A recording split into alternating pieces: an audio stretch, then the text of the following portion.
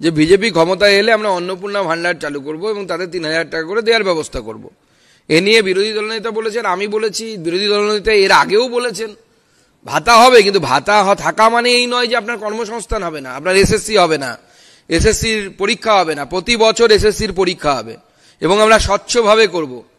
হয় অনলাইনে পরীক্ষা হবে অথবা পরীক্ষা দিয়ে ওএমআর শিট, সেই ওএমআর শিট ছাত্রদের হাতে দেওয়ার ব্যবস্থা করে দেবো এবং তারপরে ওয়েবসাইটে সঠিক উত্তর চলে আসবে, যেরকম ন্যাশনাল এলিজিবিলিটি টেস্টের ক্ষেত্রে হয়।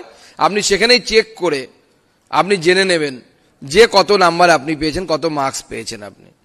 যেমন যেই অ্যাডভান্স, মানে এই সমস্ত পরীক্ষার ক্ষেত্রে, কেন্দ্র সরকারের পরীক্ষাগুলোর ক্ষেত্রে আমরা এই ধরনের পদক্ষেপ নিয়ে থাকি এবং প্রতি বছর নিয়মিতভাবে স্কুল সার্ভিস কমিশন হবে। এটা বিজেপির প্রতিশ্রুতি। আমরা আমাদের নির্বাচনী ইস্তাহার, যাকে আমরা সংকল্পপত্র বলি, সেই সংকল্পপত্র যখন বেরোবে তাতে আমরা স্পষ্টভাবে সেটা উল্লেখ করব।